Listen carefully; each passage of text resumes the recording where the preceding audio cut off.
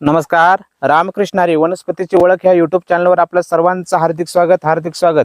मित्रांनो, बंधू भगिनींनो, कसे आहात? सुखी असाल, आनंदी असाल, खुश असाल असे मी देवाजवळ प्रार्थना करून आजच्या व्हिडिओला सुरुवात करतो. आपल्या खेड्यापाड्यामध्ये, आदिवासी भागामध्ये परंपरेने चालत आलेले आणि अनुभवाने सिद्ध असणाऱ्या वनस्पती खूप आहेत, परंतु त्यांचा प्रचार आणि प्रसारच झाला नाही. म्हणून यांचा प्रचार आणि प्रसार व्हावा, याची ओळख आपल्याला असावी, म्हणून आपला हा वनस्पतीची ओळख हा जो यूट्यूब चॅनल आहे, या यूट्यूब चॅनलच्या माध्यमाद्वारे आपल्यापर्यंत खेड्यापाड्यामधील परंपरेनं चालत आलेली, अनुभव सिद्ध असणारी औषध, गुरुवैद्यांच्या मुखातून अवगत झालेली, पूर्वजांच्या मार्गदर्शनातून मिळालेलं ज्ञान, पूर्वजांकडून मिळालेलं ज्ञान, गुरु महात्म्याकडून मिळालेलं ज्ञान, हे सर्व ज्ञान एकत्र करून आपण आपल्या वनस्पतीची ओळख ह्या यूट्यूब चॅनलवर टाकण्याचा प्रयत्न करत असतोय. तरी अजून आपण ह्या वनस्पतीची ओळख यूट्यूब चॅनलवर नवीन असाल, आपल्याला अशीच माहिती हवी असेल तर आपण ह्या चॅनलला सबस्क्राईब करा, लाईक करा, हा व्हिडिओ दुसऱ्यापर्यंत शेअर करा, जेणेकरून दुसऱ्याला याचा फायदा होईल. एकमेका सहाय्य करू अवघे धरू हा सुपंत या संत वचनाप्रमाणे आपण दुसऱ्याच्या कामी यावं, परोपकार करावे. बघा, वनस्पती खेड्यापाड्यामध्ये अनुभवानं सिद्ध औषधं असतात. परंपरेने चालत आलेल्या वनस्पती होत्या, परंतु यांचा प्रचार प्रसारच झाला नाही. इंग्रजांच्या काळामध्ये जी बाहेर देशातली औषधे यांच्या फार मोठ्या प्रमाणावर जाहिरात करण्यात आली आणि लोक यांची जाहिरात करतात आणि हे औषधं प्रचलित आणि प्रसारित केली. परंतु ग्रामीण भागामध्ये अनेक वनस्पतींपासून औषधी उपाय होते. आपल्या ऋषी मुनींनी, आपल्या साधू संतांनी अनेक फॉर्म्युले तयार करून ठेवले होते, परंतु ते लोपले ज्ञान जे हरती ज्ञानराज लोपलेलं ज्ञान लोपून टाकलं आणि बाहेर देशातील बाहेरची औषधं यांची जाहिरात करून ह्याच औषधांना मोठ्या प्रमाणावर प्रचार आणि प्रसार केला. तर बघा, असेच मी तुम्हाला आज जंगलामधील एक वनस्पती दाखवतो. तुम्हाला इथं काही त्या वनस्पतीचे फोटो दिसतील, काही व्हिडिओ दिसतील. ह्या वनस्पतीची ओळख, ह्या वनस्पतीचा आयुर्वेदिक औषधी उपाय, ह्या वनस्पतीचे काही तांत्रिक उपाय मी आपल्याला ह्या व्हिडिओमध्ये सांगणार आहे. तरी हा व्हिडिओ तुम्ही स्किप नका करू, पूर्ण बघा आणि याचा उपयोग आपल्या जीवनामध्ये अवश्य करा. हो, आणि तुम्हाला जर ह्या वनस्पतीची ओळख नसेल, ज्ञान नसेल, तर हे कुठल्याही वैद्य किंवा गुरुजनाकडून याचं मार्गदर्शन करून आणि वैद्याच्या सल्ल्याने हे औषध करा. तर बघा, तुम्हाला मी इथं ती वनस्पती दाखवतोय. बघा, इथं तिचे अजून तुम्हाला फोटो दिसतील. तर ही बघा, ही वनस्पती अशी असते. ही तुळशीसारखी वनस्पती आहे. हिला आमच्या भागामध्ये फांगळा असे म्हणतात. काय म्हणतात? हिला आमच्या भागामध्ये फांगळा म्हणतात. याचा पाल्याचा वास, असा वास जर घेतला तर उग्र वास आहे, याला उग्र वास येतो एकदम. आणि याला अशी हिरव्या कलरची, जांभळ्या कलरची फुलं येतात. बघा, असा हा फांगळा. तर ह्या फांगळ्याचे खेड्यापाड्यामध्ये आणि ग्रामीण भागामध्ये जुने लोक असे औषध सांगतात. तेच औषध मी तुम्हाला सांगत आहे.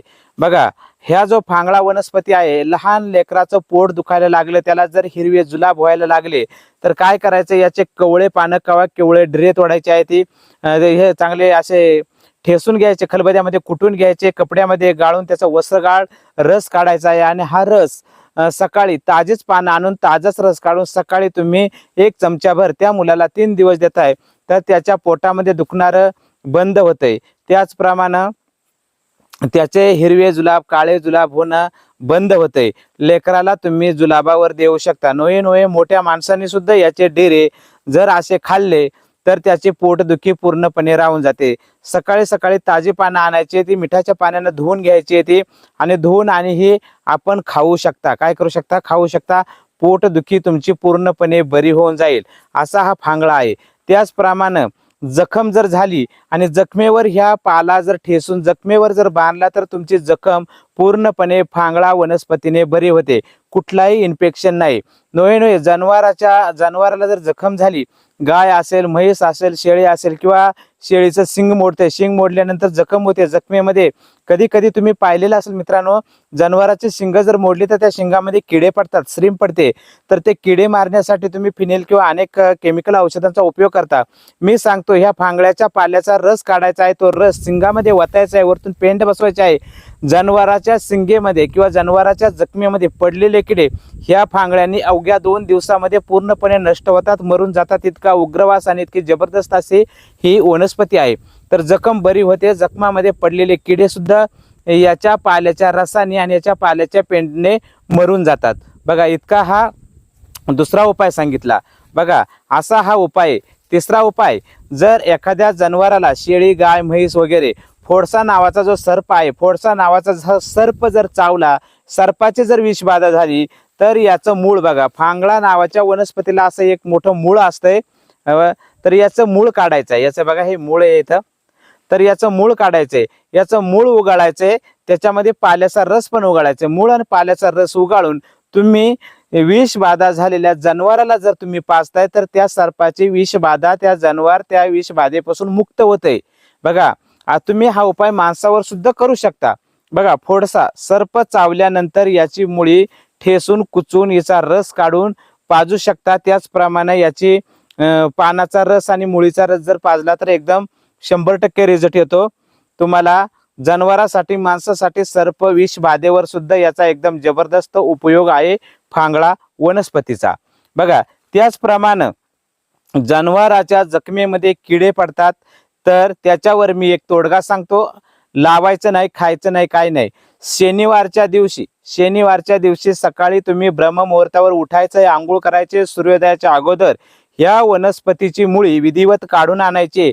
विधिवत काढून 1 इंचाचा तुकडा ज्या जनावराच्या गाय, म्हैस, शेळी वगैरे ज्या जनावराच्या जखमेमध्ये किडे पडले असतील त्या जनावराच्या गळ्यामध्ये एक तुकडा शनिवारी सूर्योदयाच्या अगोदर काढून आणून बांधल्याच्या नंतर त्या जनावराच्या जखमेत, शिंगेत कुठेही किडे पडले असतील तर ते 100% मरून जातात, ती जखम बरी होते.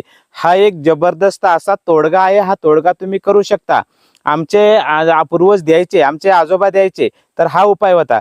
काय करायचं, याचा एक तुकडा काढायचा आहे शनिवारच्या दिवशी आणि जनावराच्या गळ्यात बांधल्यानंतर जनावराच्या जखमेतील किडे मरून जातात, जनावराची जखम पूर्णपणे बरी होती. हा उपाय करू शकता. त्याचप्रमाणे मी शेवटचा उपाय सांगतो बघा.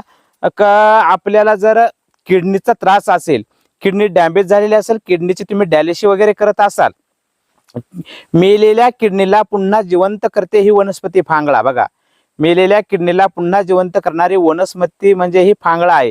याची मुळं तुम्ही काढायची आहेत. याची मुळं काढून सावलीत सुकून याची पावडर करायची आहे किंवा याची मुळं दगडावरती उगाळून घासून घ्यायची आहे आणि रोज सकाळी 4 चमचे, संध्याकाळी 4 चमचे मुळी उगाळून किंवा मुळीची पावडर कोमट पाण्यामधून आपल्याला घ्यायची आहे.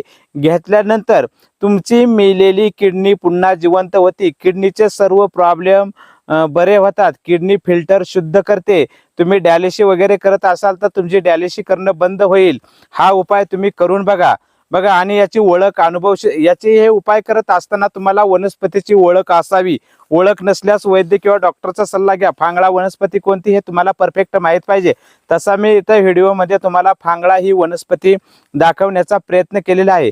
तर फांगळा ही खूप गुणकारी वनस्पती आहे.